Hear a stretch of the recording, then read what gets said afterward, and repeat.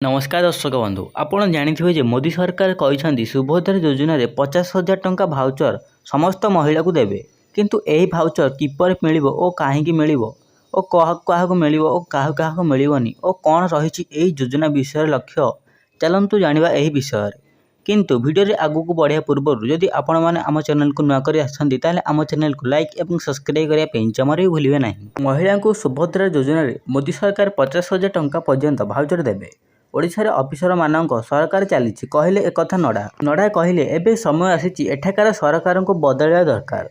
ओडिशार जनता सरकार दरकार हेले नड़ा जनता सरकार महिला सशक्तिकरण सरकार दरकार ता केवल बीजेपी ही देपारे। वीडियो आगू बढ़िया पूर्व कहीदे जदि आपण भी एसबीआई बैंक रु कम टंकार लोन उठाया चाहते ताले वीडियो को संपूर्ण देखापी जमारू भूलिए ना कारण यही वीडियो आम दुईटी योजना विषय में आलोचना करूँ। ओडिशार लोकसभा बाचस्पति ओम मध्य रही बालेश्वर बीजेपी कर्मकर्ता बैठक में से जोगदेवे सहित निर्वाचन नहीं दलीय नेता सह आलोचना कर ओडिशा लोक परिवर्तन चाहते एवं बीजेपी सरकार आसु बोली बालेश्वर पहुंचापी मागणा सूचना यह देइछन्ति ओम। प्रधानमंत्री नेतृत्व में देश आगू को आगौछि आगामी दिन में ओडिशा विकास प्रबल संभावना रही बोली कहिछन्ति।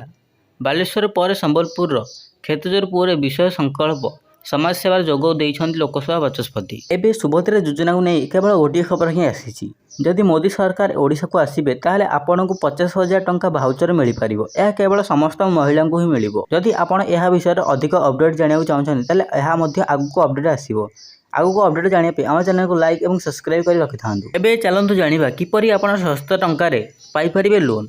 केतेक समय आर्थिक स्थिति खराब जो आमको टंका आवश्यक होता है यही समय पर्सनाल लोन सबुठार भल विकल्प होता है किंतु कम इनकम सोर्स कारण पर्सनाल लोन मिलवा सहज हो न था किंतु एभली परिस्थिति रे आपन को भारतीय स्टेट बैंक ऑफ इंडिया रे सहज ऋण मिल पारे। धरा जड़े व्यक्ति स्टेट बैंक ऑफ इंडिया रु 10 वर्ष 20 लाख टंका पर्सनाल लोन नहीं तेबे आपन को प्रति मासरे केते ईएमआई देवाक पड़ो। ईएमआई राशि सुध उपर निर्भर करे सेपटे सीआईसीबीएल स्कोर उपर आधार कर सुध हार निश्चय कर जाए। एक भल सीआईबीआईएल स्कोर किंबा क्रेडिट स्कोर अर्थ होउची आपन को कम सुध ऋण रे टंका मिल पारिबो। साधारणतः सीआईबीआईएल स्कोर 300 रु 900 पॉइंट मध्य गणना कर जाए। विशेषज्ञों अनुसार जदि आपण ग्राहकों सीआईबीआईएल स्कोर अति कम रे 750 टंकार अधिक देवाक पड़ता है तेबे से सहज ऋण नहीं पारिबे एवं बैंक गुड़िकर मध्य सुध हार लोन्स प्रदान करती। बैंक रु पर्सनल लोन आनिया बेले ग्राहकों को किछिटा प्रपोजिंग फीस देवाक पड़ता है। एसबीआई रे प्रपोजिंग फीस 0.35 रु 0.50% टंका रही। यह सहित बहुत कम टंका जहाँ आप फ्री रे पाइपर।